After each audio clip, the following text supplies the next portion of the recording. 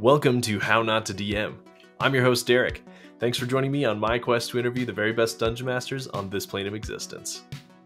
Today my guests are Andrea and Blair, owners of Adventure Dice, organizers of Terminal City Tabletop Convention in Vancouver, and driving force behind Andrea's Adventurers, a yearly tabletop RPG fundraising effort for the Canadian Cancer Society.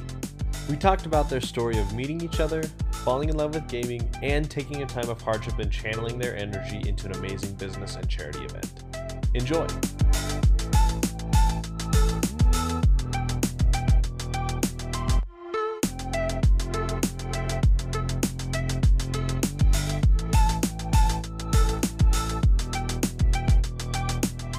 We actually met at a geek convention. It's Con here in Vancouver, and it's kind of like sci-fi, fantasy, board games, multi-purpose. It's kind of an all-in-one. It had panels with writing and a board game room and a whole bunch of different things. We actually met playing a game called Human Battleship. The ships, they're all blindfolded, so it's people.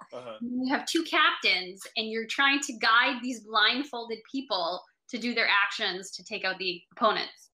We'd both gone separately to the session and we were watching, and they called up a new game, and Blair jumped up to be a captain, and I was sitting there finishing my dinner, and I was like, oh, I want to play, but I don't know, if other people want to play, I'll let them. And he saw me interested. He's like, no, you come play. So it was kind of one of those, it's okay. If someone else would rather do it, let them do it. But even though I really want to, and I just don't want to say I really want to. And it was really obvious that that's what that was. So I kind of called her out on that. Just trying to be polite, right? Yes. Yeah. So we ended up being captains against each other, and he kicked my butt at the game. And afterwards, we just started talking and then ran into each other in another one of the panels, and then exchanged numbers. Yeah. That's awesome. You had interest in tabletop gaming. Yeah. Talk to me about tabletops. How did you get into tabletop gaming and that scene? We were out at a bar for some reason, and then one of Dan's friends started mentioning this game. And he's like, there's no board. You just kind of play with your imagination, and it's in a fantasy world.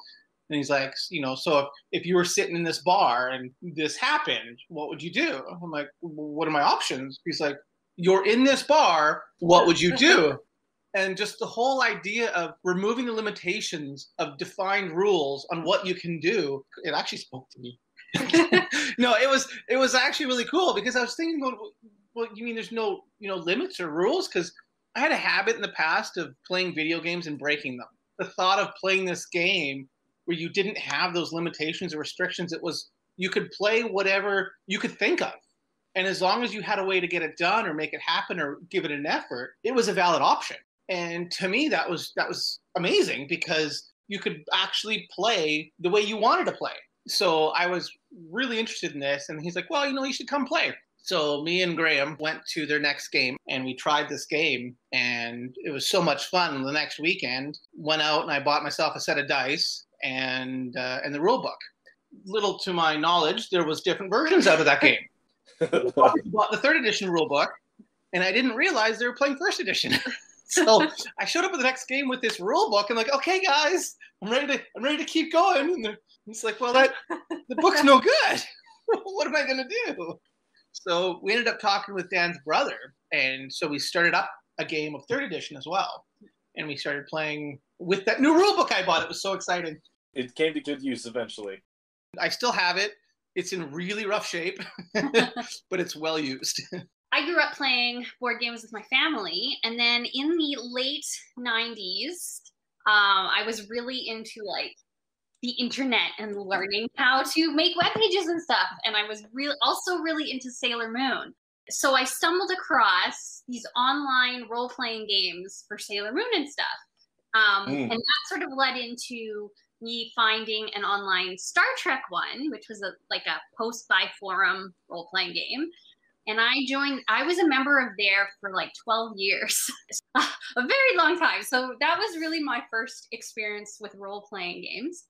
And then I'd been interested kind of in university, and I played D&D with a group, but it wasn't a great first impression. It didn't go over so well, sort of the, here's how I'm playing, and then the experienced people being all like, no, you're playing totally wrong. That's not right. That's not how you do it. So it left a bad taste in my mouth. But then I sort of got interested in it some more a few years later, and that was actually one of the reasons why at VCon I went, because I wanted to learn new board games and maybe learn more about D&D and stuff. And that's when I met Blair, and we've been talking, and he's like, you should come join our group. It's super great. We'll teach you, we're very newbie friendly. And so that's how I started transition from online to the tabletop. I have to ask, favorite Trek series? Enterprise. Oh my and God, I know I'll get a lot of flack for that, but I love Enterprise. That's a hard question to answer. I'm always conflicted with that one because I love the rawness of Enterprise. How Very raw. They were just knocking into it, right?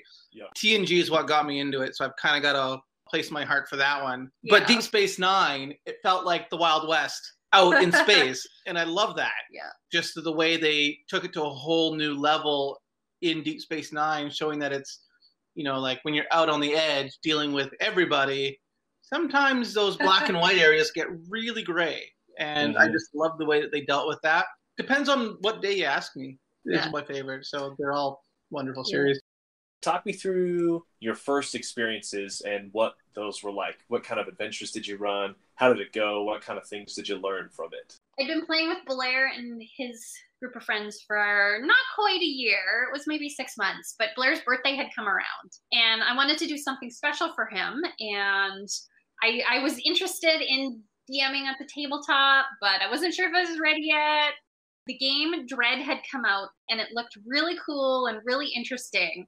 And so I was like, I want to try this and see how it goes, because it's fairly rules-light system, but it's very story-based. And I thought I could manage that, especially with, I have anxiety a fair bit. So with that, it was a good balance. I did that, and I ran our group through Dread. And if you don't know Dread, it uses a Jenga tower for the character actions instead of a dice roll. And as the story goes along, the game obviously gets progressively more difficult as the tower gets shakier and things like that. Thus the name Dread.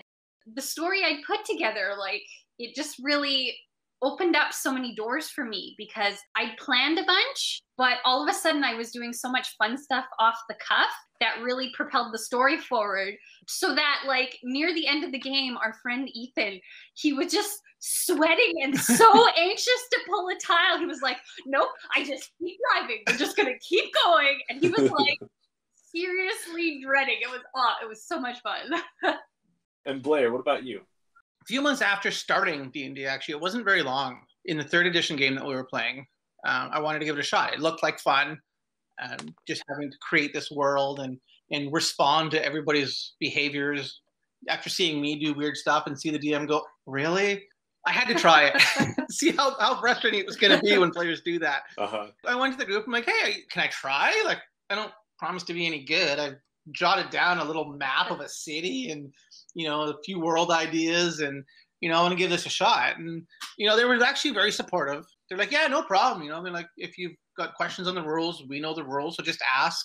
Just like as a new player, you come in and you tell them, if you've got questions on the rules, just ask. Tell us what you want to accomplish. We'll help you accomplish it. So it was kind of a similar thing where I just started telling the story and taking the group through it. If there was any issues or questions, I'd just say, hypothetically, if this was going to happen, how would I do it? So we ended up taking turns, actually.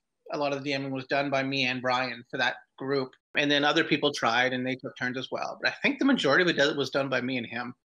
What are some of the worst mistakes you have made while running games for your friends and family? And what lessons did you learn from these mistakes? I think the biggest mistake that DMs make is trying to reset the scene, unintentionally or intentionally, or a total party kill. They're never fun for anybody. They just drain the energy so fast that people just lose the game. As a GM, I think it's kind of your job to make sure that, one, for total party kills, that they don't happen. The scenario will occur, but there's always another option. Sometimes it's as simple as, well, the bad guys actually found it beneficial to kidnap you, tie you up, and you guys are just coming to. Or half the group gets away and the other half is taken hostage or something, right? There's always another option. And as a DM, you just have to find it. You know, that's something I learned a long time ago when actually having TPKs, and I've done them. And as a DM, you just feel really bad when you're happening, but you don't think there's anything you can do. There is. Think a little harder about it. The other one is trying to do like a reset where I had a game going. You were actually part of this game. And the items they had were really cool. But I wanted to create a new tangent on the adventure. So I created a scenario where the items, the lesser magic items, would just disappear, which no big deal. They were high enough level to go buy more. But the big ones would actually disappear, and they would create a new adventure to go find them again because they really loved them. I didn't realize how attached they were to these unique magic items that it actually killed the game, and we stopped playing because it just drained the energy out of all of them, and they were just kind of like, this sucks. And I felt really bad about doing that. Valuable advice. I've heard that in a few different places as well. So you're not the only one who's done that before. And Andrea, what about you? When I was starting out GMing in the online setting, one of the biggest pitfalls that you would often hear, like one of the criticisms, was that the DMs were always railroading the players, supposedly, right? Like, you would take them on this adventure and whatever. In my effort to try and not supposedly railroad these people, I tried to do a scenario that was quite just open. I would base what happened in the scenario more off of whatever their choices were. I think the group of people that I was taking through the session, I think they really needed a little bit more nudging along. So unfortunately, what happened is they started getting really, really frustrating. They really weren't doing what their characters would do or trying to like get creative and problem solve. They were just kind of like, well, this is boring now because I can't do anything. So I think that was really like a rookie mistake on my part. I should have done more kind of seeding of hooks into the plot to kind of guide them along a little bit more. But it was a tough balance because, like I say, this group had a habit of complaining about railroading. It's really important to know the group you're playing with. Yeah. I mean, I played with groups that you could just say you're in a bar and you have to do no planning. All you do is listen to the group and they will design the adventure for you. Oh, I want to find this. Oh, I need this. Oh, I need to do this. And they find this and they go, oh, that's really cool. You throw in a rare magic item. Like, oh, I want the rest of the set or whatever. Right? Oh, we need one to get one for the druid. Yeah. Right. They'll design it and they'll create the adventure for you. When there's actually other people who you need to walk them step by step through every part of the adventure and everything in between. So it's really important as a GM that, one, you're comfortable playing the style that your players want to play, but that you understand their style so you can provide that and you can both actually enjoy the game. And I think that comes down to like another rookie mistake I did was not having a session 0. They're so important to just kind of lay the framework for what your game is going to be, right? Like, hey, we're doing this published module. So as players, you need to be okay with being, you know, a little bit guided in this direction because this is the story. Or, you know, oh, you do want an open world. Okay, well, then you need to come up with a little bit more background to kind of help me seed some of the things down the road, depending on which way you guys go, things like that. You both brought up great points. It's really striking the balance. And I think sometimes groups can change across time. For instance, the group I'm playing with now, we're brand new at the start, and so they did need that coddling and that kind of pushing in the right direction. But now we're at a point where it's totally open. Then they dictate where the story goes. And so you have to be aware of their style. You have to be able to handle all of the different styles that they might want to play, and you have to establish the expectations. So all kind of part of a big piece of what it takes to be that dungeon master. I like the advice. What are some of your favorite memories of improv, roleplay, combat in the games that you've played? It could be together, it could be different games. Walk us through some of the epic moments that have made for great memories.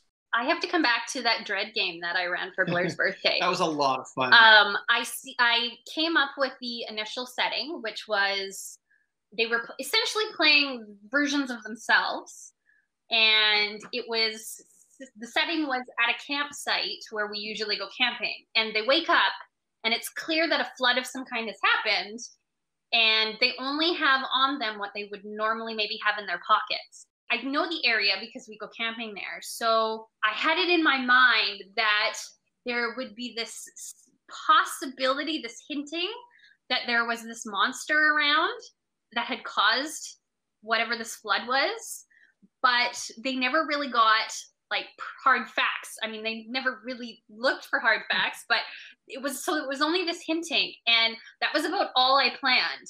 And as the story unfurled, they could have gone the road, they could have gone lake, they could have stayed where they were. I just totally improvised the rest of the game, which way it was going to go. And so as we were going, all of a sudden this monster just became more and more real in their minds, that there was this kind of like lake monster, kind of Ogopogo or Loch Ness monster in the lake that had caused it, and all of this. We had pieced it all together without actually knowing what we're piecing together. In our minds, it existed. And I really hinted at it, right? Like they heard strange noises and they saw glowing things. And then in the end, there was no monster at all. It was just the search parties coming to try and find them after this wave. It made my self-confidence feel so good that I could come up with something like that on the fly, just depending on which of the three routes I thought they were going to take. That game lives on in my day, just the feeling and like the feelings I was able to evoke in them just by Ethan not wanting to draw any more tiles because he didn't want the tower to fall. That's awesome. Blair. The most memorable moments, anytime you go make the DM go, what? And there's been a few. I remember playing Sean's game once, and I somehow found this sword. It had been in my backpack for a while. I'd never actually pulled it out and used it. And there's a situation, like, forget it. I'm pulling this. I need some help pulling it out. I use it, and I swing it, and I roll a nat 20. And the look on his face was, okay. He's like, okay, well, now you have to resist the demon in the sword, so roll me a percentile. So I rolled the dice, and I rolled 100%. The look on his face was, you knew he was like, okay, this isn't going to last. Your character's going to have to give it up. No problem. No, I mastered this sword. That demon was my partner in crime now. Let's use those words. And just the look on his face of, okay, all right, well, I guess we're dealing with this. Tell us about Adventure Dice, how it came to be, how it's going, how current state of the world has affected it for better or for worse. Adventure Dice is an online shop that we sell dice and other RPG accessories like Deck of Many Things and fun-themed mugs and things like that. Dice trays that Blair handcrafts himself. The Adventure Dice origin story is kind of bittersweet. In 2017, we sort of had a year from hell. It was just a really rough year for the both of us. Blair had been in a bunch of car accidents. And then in that spring, I was diagnosed with stage 3 breast cancer. So it was a really rough 18 months for us. In 2018, as I was sort of finishing up my treatments and things, we wanted something really positive that we could focus on as we were coming kind of out of this bananas horrible year. 2 years by that point. So one of our dreams had always been to have our own game store. But because I'd been off work for 18 months, it just wasn't financially a thing we could do. Yeah. But we thought, well, what if we start an online store? You know, we would have not half as much overhead, right? And so we got 18 sets of dice. We ordered like 180 sets total. Yeah. So 10 of each, 18 different sets. Yeah, 10 of 18 sets. And that's how Adventure Dice was born, is we started a shop for something positive to focus on. And now we sell online. We wholesale. Yeah, we sell online. You can find our dice in many of the game stores here in Metro Vancouver, BC. And you can go to conventions when we can have conventions. Yeah. Our winter dice calendars. Or advent calendars. They ship worldwide. Yeah. We've had people all over the world. We've actually got a map on the wall where we scratch off when we ship to a new country, and we ship those things all over the world. Yeah. It's actually really cool. That is really cool. I do a similar thing when I get listeners from different countries. I have like a map online that I like to track it on. So it's like I'm slowly conquering the world.